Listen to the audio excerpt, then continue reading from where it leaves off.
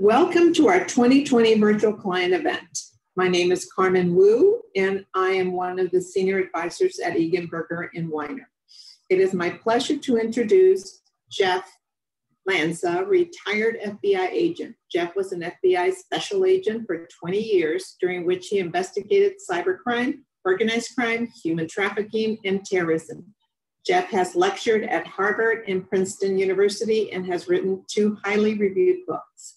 He is featured in a Netflix documentary about the FBI, and he often appears on the national television news programs where he talks about the growing threat of cybersecurity. And with that, Jeff, Lanza for you. Then she says she wants to make up.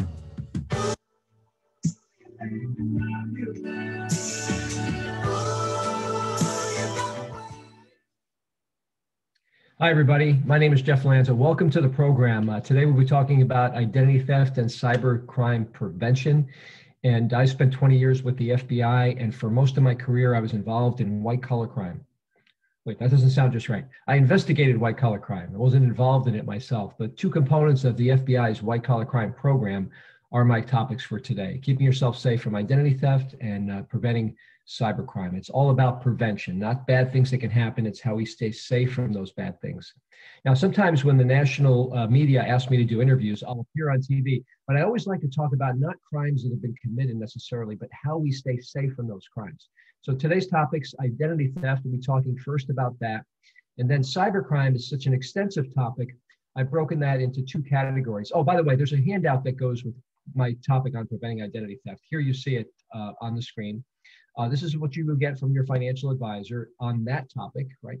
Good resource for that, for the presentation today. And then I'll be talking about cybercrime, which has 2 different components to it: watching out for tricks, and then how to protect your computer. And there's a handout that goes with that topic as well, 2 pages for each of these topics, and your permanent resource for today's presentation. All right, let's get right into it. Protecting your identity. A couple of key things to do here to stay safe.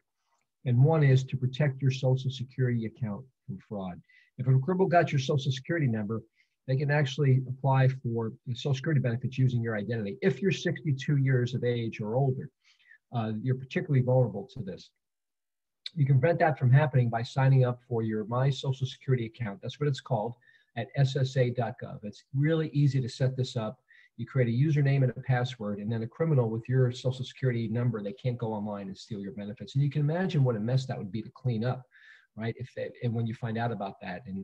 So signing up for this account prevents that from happening. Highly recommended. And even if you're younger than 62, you can still sign up for this account, because that allows you to track your Social Security benefits throughout your lifetime, because the administration, Social Security Administration, doesn't mail you those benefit statements like they used to in the past. Now, after you've created your online Social Security account, it's another good thing to do is to freeze your credit reports. This keeps you safe from what's called new account fraud. People from opening credit card accounts using your identity, and also opening other types of accounts that might get loans in your name. They can't do that if your credit reports are frozen. Now, we have 4 credit reporting agencies. So don't leave the 4th one dangling. You might be surprised to note there's a 4th agency. It's called Innovis. You want to keep that one protected too. So when we talk about freezing credit reports, we're going to freeze all 4 of our credit reports. And it's really easy to do, and I'll show you how. But this is why freezing works so well to prevent fraud. So if a criminal got your Social Security number, they'll apply for a credit card using your identity. If your credit report is frozen, then the criminal can't open the account, can't get that credit card in your name, so the application gets rejected. So this is why freezing helps prevent fraud, which is, again, a big mess to clean up. So how do you freeze your credit reports? Well, on the handout that you'll be getting entitled Preventing Identity Theft, there's the list of the names and addresses, and more importantly, the websites of all the credit reporting agencies. This is where you go to freeze your credit reports. Now, you can call them on the phone, you can write them by mail. It's a little more difficult and time consuming. Do it by online at the exact websites here. And if you go to those websites, you'll come right to the place you need to be to freeze your credit reports. You got to freeze all 4 credit reports independently. They don't share information about freezes, and freezes does not affect your current credit card relationships or your credit scores or anything like that. It only prevents new accounts from being opened in your name. That's the whole idea behind freezing your credit reports. And freezing and removing freezes, temporarily lifting them. If you need to get credit checked yourself, it's all free. So it doesn't cost any money to freeze your credit reports or to lift the freezes temporarily. And you can also freeze a minor's credit report.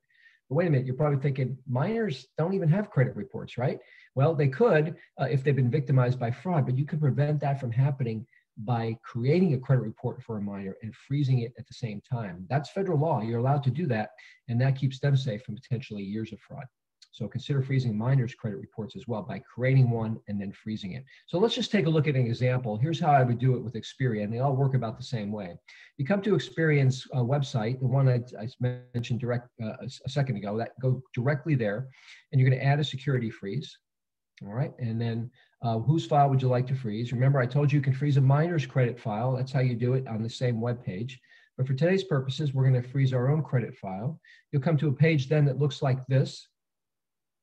And then you're going to put in your basic information. A lot of people don't want to put their social in online, but remember, you're going to the site directly. You're not responding to a pop-up or an advertisement that says freeze your credit reports. You go into the site directly, you put your social in, and that's how you freeze your credit reports, by giving them that information to identify yourself. And then you'll create a PIN number, and this is important too, because the PIN is needed to lift the freeze. Keep that in a safe place, make it a number that you can remember, because if you don't have the PIN and you want to lift your freeze, it's more difficult to do. It's more time consuming. So make that a PIN that you can remember, and or like I said, write it down, lock it up somewhere. So when it comes time to lift the freeze, you'll have that information. All right, so then once you do that and it comes time to lift the freeze, you're going to go right back to that website, and this time we're going to lift the freeze if you need to. You're getting a car loan, for example, right? You want to buy a new car, you're going to get a loan, all right? You need to lift the freeze temporarily, and you're only going to do it temporarily because you want to keep those credit reports frozen. And you can specify the time or the dates that you want it to lift to occur and then to be frozen again. It's a great way to keep yourself protected from fraud, and it's easy to lift those freezes. I just showed you how, and it works the same with all 4 credit reporting agencies. And highly recommend that you keep your credit reports frozen and only lift the freezes when you need to do that to get credit checked yourself. Now, one other thing to think about in this section, and that is watching out for fake phone calls. Now, if you've set up that online Social Security account that I mentioned earlier, you can communicate with the Social Security Administration through their messaging in that portal, right? Through that online account. If you're getting fake phone calls like I do almost every day, it seems, someone says they're with the Social Security Administration, it could be a robocall or it could be someone actually on the phone, and they want your personal information. This is designed to trick you. The Social Security Administration does not call you. It's hard enough to get them on the phone if you need to talk to them, right? They're not reaching out to you. Those callers, even spoofing your caller ID, making it look like the number's coming from somebody else, as caller ID can be tricked, are trying to get you to give them your Social Security information, and that can be used to steal your identity. So the rule is we don't give information to people who call us. Now, once you've done those things, you're freezing your credit reports, you've created your online Social Security account. The next thing you want to do is protect the paper in your life. All right, so let's talk about your mail first. If you have a mailbox like this, please don't ever do this. Don't ever do this. And you know what I mean. Don't mix pansies with salvia. They just don't work well together at all. What I'm talking about, of course, is the flag. Don't put the flag up. Criminals will steal mail. They drive through neighborhoods. They look for the mailbox flag. They'll steal your outgoing mail. What are they looking for? Checks, especially checks. Don't put checks in a mailbox. The criminals will wash the ink off a check, and they'll write the check out to themselves. That's called check washing. Now, the way you prevent this from happening is you use gel pens when you write your checks out. Gel pens, G-E-L. The gel pen, the liquid in that pen is absorbed into the cotton fiber of the check paper. It can't be washed off. But we still don't want to put them in our mailbox, because if they're stolen, even if they can't wash it and write the check out to themselves, they still have your account number and routing number on that check. And that can be used for fraud as well. Take checks to the post office. You may even consider paying bills online, which is a lot more secure to begin with. Now, when you shred your documents that go out of your house, make sure you're using the right kind of shredder. That'd be a cross-cut, diamond cut, or micro-cut shredder, not your old-fashioned strip cut shredder. They're not secure enough. So your Social Security number, of course, should be shredded, other personal information. People ask me, Jeff, should I shred my name and address? Not necessarily. I don't think that's sensitive information, but anything more than that you see on the screen should be shredded before it goes out to the trash. Okay, let's talk next about some of the tricks the criminals use to deceive us. Most of these are happening online. So remember, freezing your credit reports, creating your online Social Security account, watching out for fake phone calls. and then protecting your mail and your trash. You've gone a long way to preventing identity theft. Let's turn now to cybercrime and some of the criminals, some of the tricks that criminals use to deceive us. So I'm going to start with a little story for you. A lot of people ask me, why did you join the FBI? I became interested in the FBI as a young kid, watching movies and television shows, reading books about the FBI. And in 1988, I joined the FBI. Here is my graduation ceremony from the FBI Training Academy in Quantico, Virginia. And you might be thinking, wait a minute, is that our guy today? That's the guy who's speaking today with that mustache? It's not Groucho Marx joining the FBI. It's not even Tom Selleck with the big 80s mustache joining the FBI. So that's me. I was sent to Kansas City after many weeks of training in Quantico, but that's when the training really began. So I arrived in Kansas City and I was assigned to a mob case, a wiretap, a federal wiretap of a mobster's phone. You can't make this stuff up. So follow along on the screen as I explain what happened between two mobsters talking on the phone. As the FBI listened to the call, Tony gets a call from Joe. Tony says, Joe, I'm really glad you called. And Joe goes, yeah, why? Tony goes, I got a little problem. I think the FBI is tapping my phone. And Joe goes, well, what are you going to do about it? Tony says, I got a new number. So here we go. Lacking any common sense, Joe goes, okay, good. Give me the number. Now, Tony gets some common sense. He says, I better not give it to you on the phone. I'll meet you for lunch and I'll give it to you then. And Joe says, well, I can't meet you for lunch. Tony says, okay, I'll give you the number over the phone right now, but I'll give it to you backwards. So he proceeded to give him these 7 digits in reverse order. Now, what did the FBI do?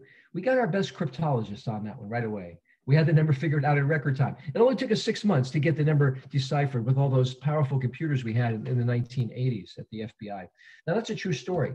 Now, not the 6-month part to get it figured out, but the true story about what happened in the phone call. It helps illustrate a very key and important point. How critical is common sense in everyday life? When it comes to scams, it's important too. What criminals try to do is manipulate our thinking so we're not using common sense. They want us to use emotions to make decisions. When we do that, we might make bad decisions. So let's talk about some of those things. There's a lot of COVID scams out there today. And here's what the criminals do. They sit around all day and they think about ways that they can deceive us. And COVID's a great opportunity because we're in a more of an emotional state during this crisis. We're home more, we're on the computer more, and they're trying to think of ways that they can attack us. So they're mutating just like viruses mutate around what's happening in the world to get around our defenses. All right, let's look at a couple of COVID scams. Some designed to steal your identity, others to take your money, and some to infect your computer with malicious software. All right, here's one that's designed to steal your identity, right? A message that comes, it looks like it's about something important. And this is, by the way, the government's not sending you text messages unless there's some kind of national or state emergency, right? So this is someone that's gonna, if you talk to them, it'll be designed to steal your information. They would ask you for your personal information, mostly your social security number, which can be used to steal your identity. Watch out for text messages that are unsolicited. Also, they can come in the form of emails. I doubt the Treasury Department of the United States is communicating through a Gmail account, right? So, and they're asking you in a non-secure email for your account number for your bank account, as well as your social security number, stealing money, stealing your identity, right? So watch out for emails as well that may look like they're coming from a federal agency, but are actually spoofed by a criminal to try to get us to give them money or information. And then there's some that are designed to infect your computer.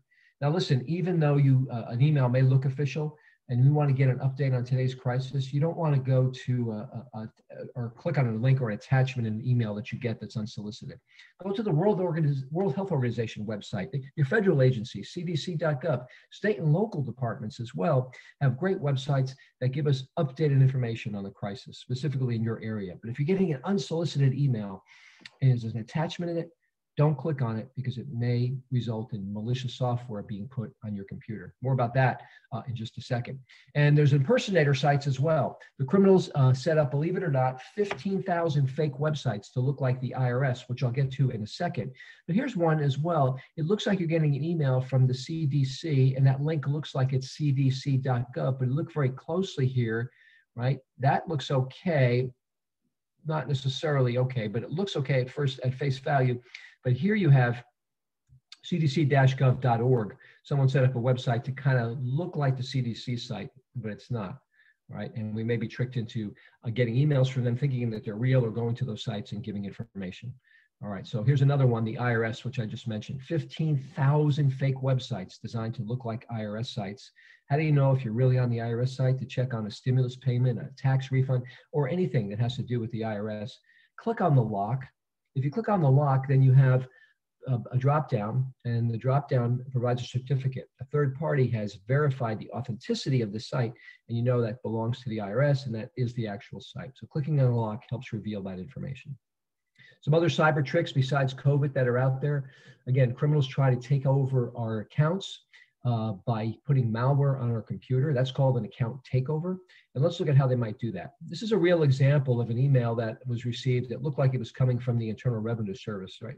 Now, I use this example because that is designed to elicit by the criminal an emotional reaction. You get an email from the IRS. It's never good to be contacted by the IRS, right? Because you might think you owe them money. But that's an emotional reaction.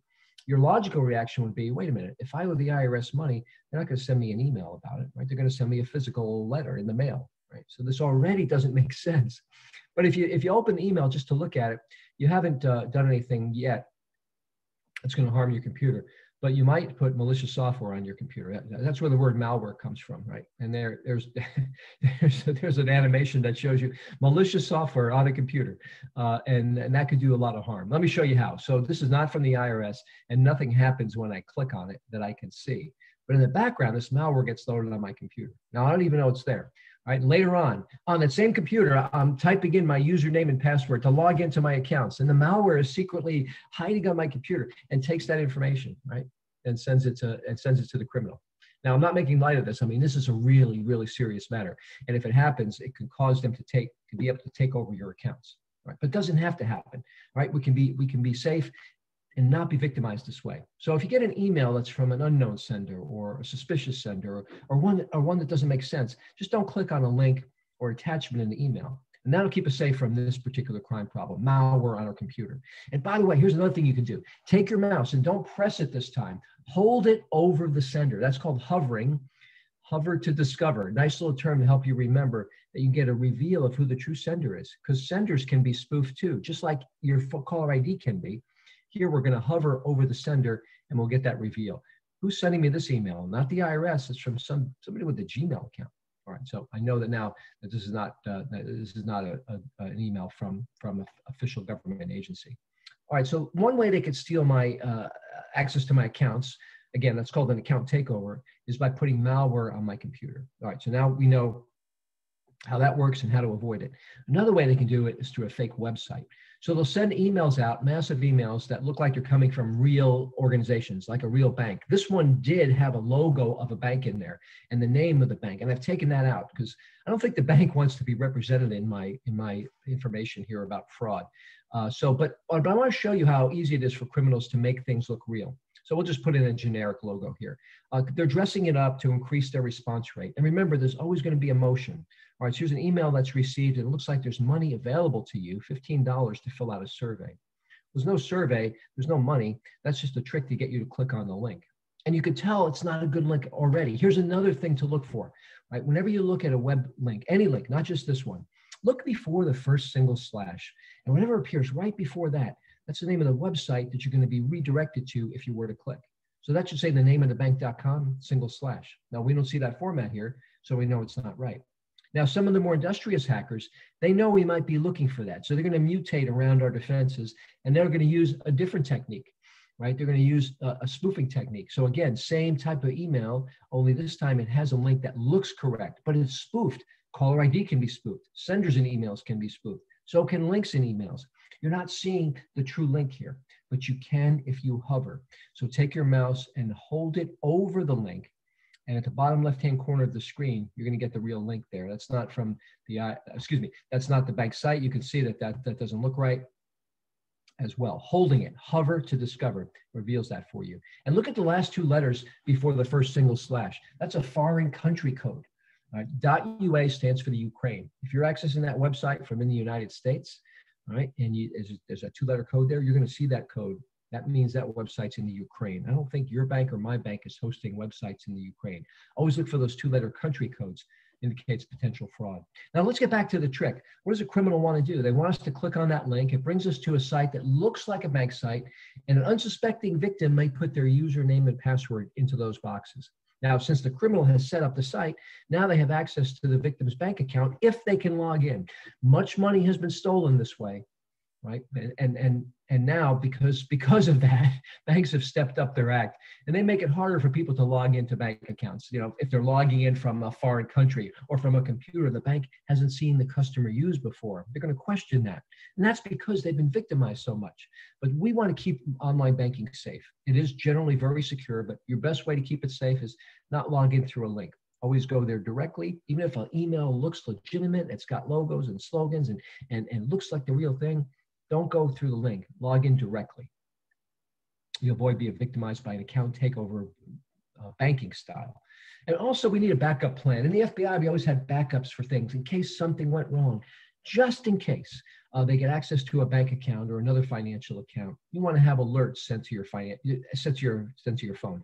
Do I need to know immediately if someone's putting money in my bank account? I don't care. Put money in it if you want. Keep going. Right? But the debits I want to know about. So if there's a debit, I'm going to I want to know right away. If it doesn't match my records, I call the bank on the phone, right? I let them know, hey, I got something going on here. They shut down further activity. If you call fast enough, they can reverse what's already happened. That's why text alerts are great, because you get them fast. So set up alerts on your financial accounts. They're easy to set up and easy to use. It's a backup just in case something happens with our bank account. Now, email account takeovers are important to talk about too. So the criminals, if they can't get access to our bank account, well, they'll go after our email accounts. They'll send emails that look like this. Your account's been blacklisted at Yahoo. You need to click on this link to fix the problem. Right? That's going to send you to a fake login page. It looks exactly like Yahoo's login page, only it's a lookalike, right? Designed by a criminal to steal a username and password of a Yahoo user. Google has a lot of email users as well. And this is a trick that goes out to get people to click on change password because something bad has happened. They've used your password in Romania. That's a trick to get you to click on change password, and that will send you to a fake login page. It looks like a real Gmail login page. Now, what if a person were to be victimized by this? All right, let's use an example. Let's say a guy named Mike Smith types his credentials in there. And now the criminal who controls this page has access to Mike's email account. What are they going to do with that? Well, they may start by sending all of Mike's friends emails that look like this. Have you ever got an email from someone that you know, and all that's in there is this weird looking link, and you might be wondering, why did my friend send me this link? Well, your friend didn't send it to you. It's someone who hijacked their email account. Their email account sent it to you. Why though? Why would they send you this?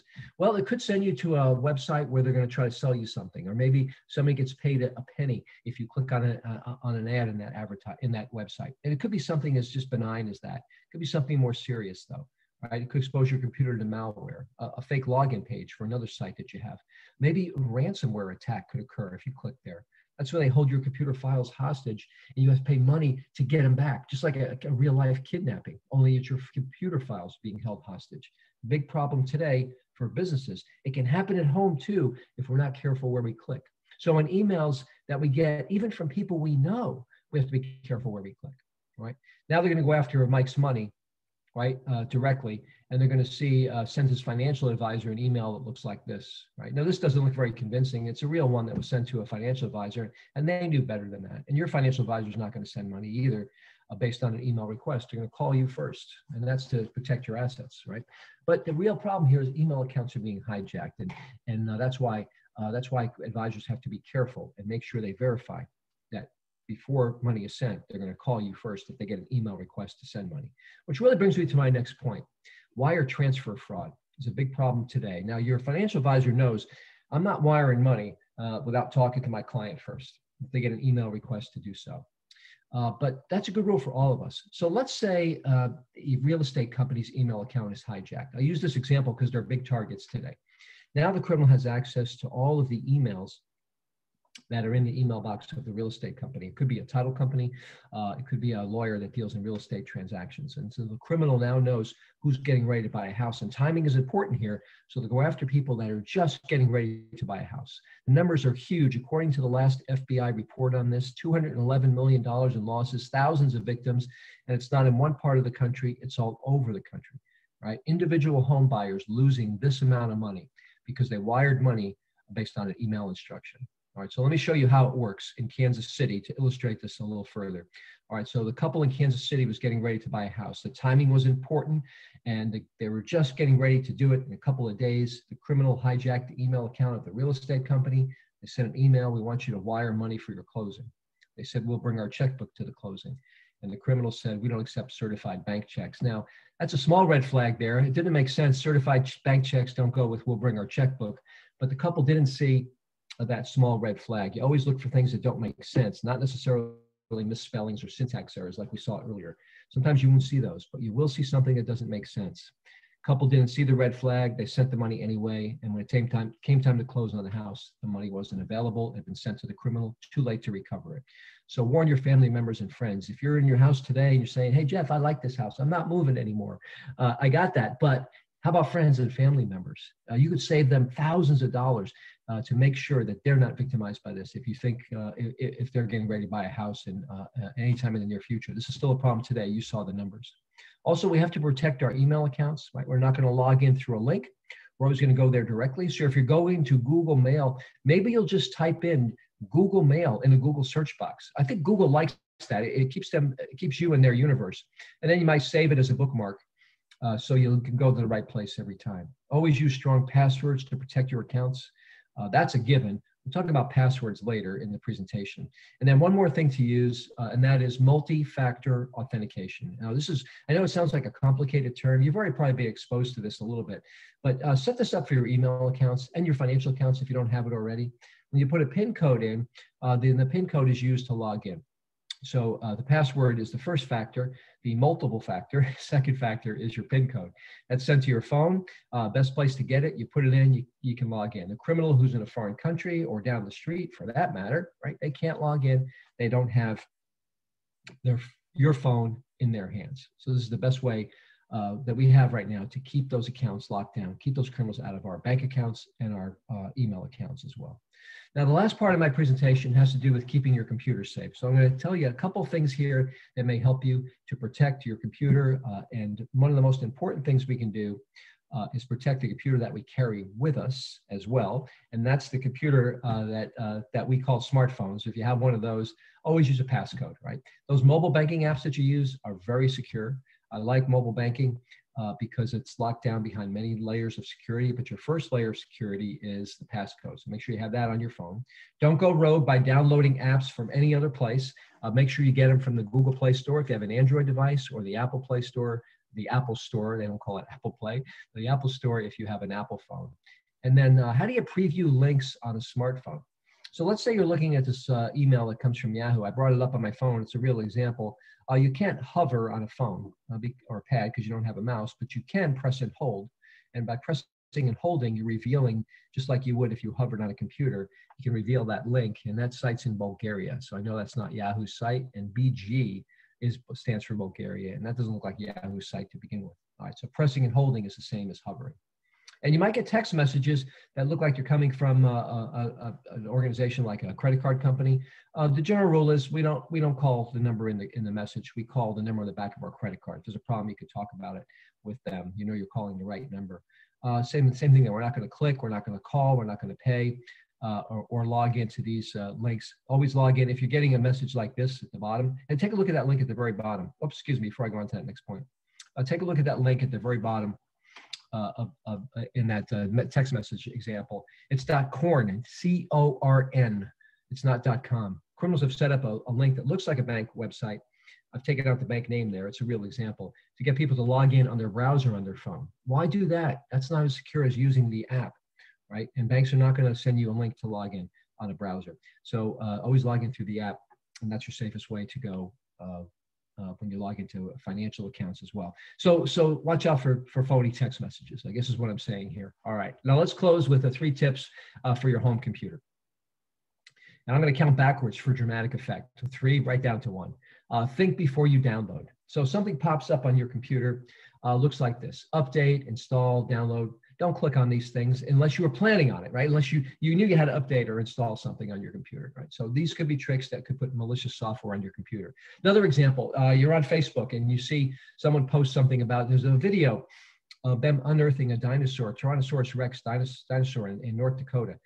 And by the way, I use that example because someone just bought one of those bones for like multiple millions of dollars at an auction. And the criminals, by the way, they know what the news is. They're watching the news and they're trying to victimize people based on what's going on in current events because you're more likely to click. So you click on that on Facebook and it says you got to download a video player to see it. That's a trick. The trick could be used to put malicious software on your computer. All right, you might get something like this as well.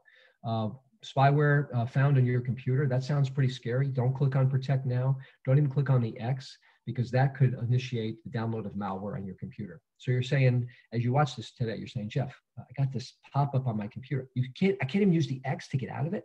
No, you can't because it may download malware. So here's what you do.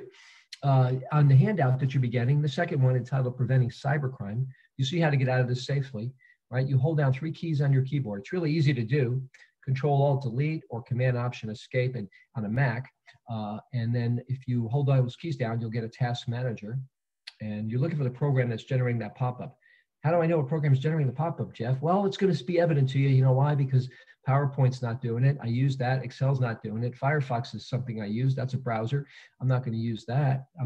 That's not causing the pop-up, but that's the one. And I'm going to highlight that and click End Task. You'll see it. It'll be evident to you. And if there's more of those, you can just delete one at a time or end task one at a time till that pop-up disappears from your computer. Safest way to get out of it.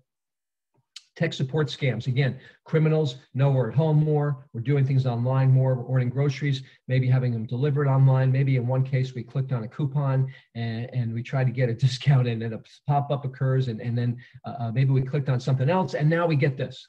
Don't call that number. This is a trick designed to get you to call the number. You'll be talking to someone that's very, very skilled at wanting you to pay money, very expensive, for antivirus software because they've detected threats on your computer. That's a big trick. And then also they want remote access to your computer. They want to get access so they can put malware on your computer or steal files from your computer. All right, that's a big red flag. Under these circumstances, we don't give them access, nor do we pay via gift card or Bitcoin or even a credit card in a case like this. And like gift cards, because that can't be reversed or traced to them. That's even a bigger red flag than a credit card, but still a problem either way. Similarly, don't call, click, or pay when these things pop up. These are invariably tricks designed to get you to, again, download malware to your computer or give someone money, a criminal money. Having worked for the FBI for 20 years, I know that if the FBI was investigating someone's computer, they're not going to send them a pop-up telling them they're investigating their computer, right? Or asking for $200 in the form of a gift card to unlock their computer. Right? When I worked for the FBI, listen, to unlock people's computers, I only asked for cash. It had to be small bills and non-sequential serial numbers on those bills. That was my MO. All right, so watch out for tricks like that, this as well.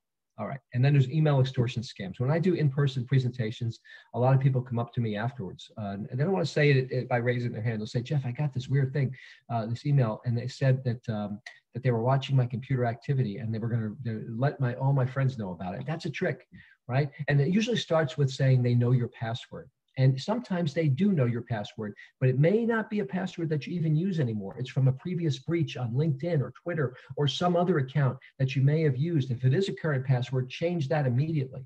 All right, but that's a way to get your attention. That makes you think that they have access to your own computer. All right, that's your attention grabber. And they've implanted malware on your computer. That's just a big lie. And that they're going to share information about your habits on your computer because they know it because they're on your computer. Again, a lie. That is the trick or the loss that you would have to absorb, right? All this information going out, right? And they want you to pay money via Bitcoin. That's illegal. It's extortion. They don't have access to your computer in most of these cases. They're just trying to get you to pay them money. Email extortion scams are out there today as well, as we're on the computer more. Now we're counting down we're counting down backwards, as I mentioned. Keeping your software updated is really easy to do. In fact, it's probably the easiest thing of all the things that we've talked about today. So if you're getting a message on your desktop that looks like this, new updates are ready to install. This is telling you really, it's not technically not a pop-up, it's a notification. And what they're really telling you here is, hey, you're falling further and further behind the criminals, right? We don't want to be more than one step behind. All right, so keep your software updated, go into your settings. It's easy to do whether you have a Windows or a Mac. And if it's not set to update automatically, If you got that message, it probably isn't. Then update it, have it set that way. So you'll know now in the future, you're always going to have the latest versions to keep us safe against the latest threats. Really important for your mobile devices as well. And then finally, my last, saving the best for last, is be password savvy. And I would suggest using passphrases instead of passwords. But let me start with passwords. I like to think of it this way. You don't have to outrun the bear. These are 25 of the most common passwords in the United States. And the criminals read these because they're published every year, so they know what these are.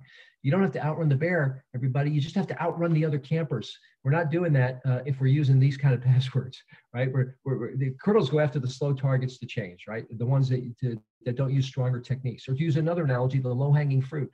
So let's go up a branch on the tree. We do that with strong passwords, not these. The second most common password is the word password. QWERTY and QWERTY UIUP are very common as well. They're on that list. Oh, people think, aren't those nice? They're so easy because you don't have to remember them or even write them down. They're already written down for you. Right on your keyboard. All you have to do is type them in order and you have your sequential password. Don't do that because the criminals know this as well. You're not outrunning the other campers if you do that. Right? So a strong password is defined as an uppercase, a lowercase, a number, and a symbol. And that gives you 8 characters, total strength there. It prevents these brute force attacks where people use passwords, powerful computers to guess passwords.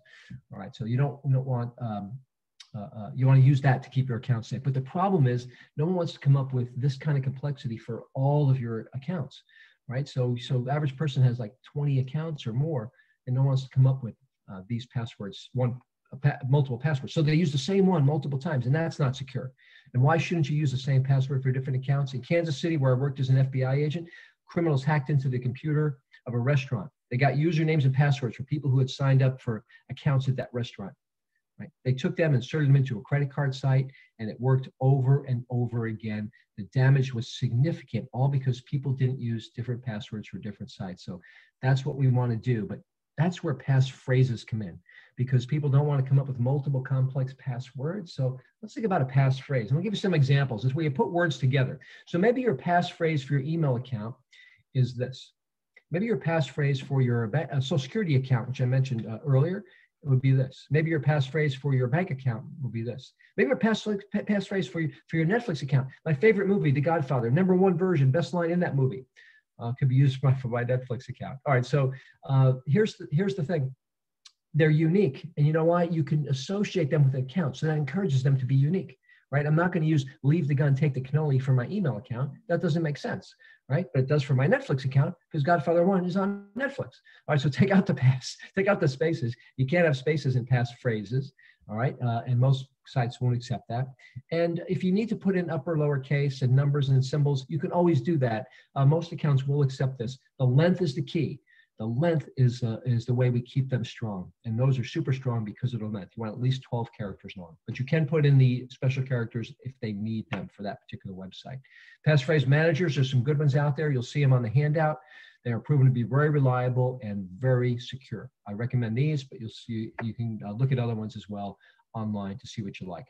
All right, I'm going to summarize what we talked about. In our time remaining, just some key points to help keep you safe from fraud that we covered today. Signing up for your Social Security account creates criminals from accessing your Social Security benefits, particularly if you're 62 years or older. That's important. Freeze all 4 of your credit reports, and don't forget about minors. They can be protected too. Watch out for fake phone calls that look like you're coming from federal agencies. We don't give information to people who call us on the phone. Protect your mail and protect your trash. Use the right kind of shredder, and take your checks to the post office or pay bills online. And keep that malware off your computer. Don't click on links to attachments and emails from unknown or suspicious senders. And that will keep that malware off your computer, which can steal your keystrokes. Log into bank accounts directly, never through links, and email accounts the same way. Set up alerts on your bank accounts so you'll know exactly when money moves and be notified about that quickly. Use multi-factor authentication to log into your email accounts and your bank accounts, and that keep those bad guys out of our accounts. And then use passphrases as an alternative to passwords. They're easier to come up with, they're easier to remember, and they keep us they keep those accounts really strong by encouraging uniqueness as well. All right, that's it for me. I have a book on cybercrime. Who would have thought? I put all this into a book plus a lot more. And here's the thing about the book. It's only half the price of James Comey's book, right? And so you can get it not on Amazon. It's actually on my website at thelanzagroup.com. If you'd like to get a book, please go there and check it out. And I'll just stop right there because I've talked enough today. So I want to thank you for your time and attention. And please, I hope that if we all stay safe out there, that maybe one day we'll all meet in the future and do these events in person, and we can meet and have a good time and talk about some of these things and the latest things that are occurring at that time. Thank you, everyone. It was a pleasure talking to you today. Bye-bye, everybody. Good evening, everyone. I'm Mike Egan. Welcome to our first virtual back to school night.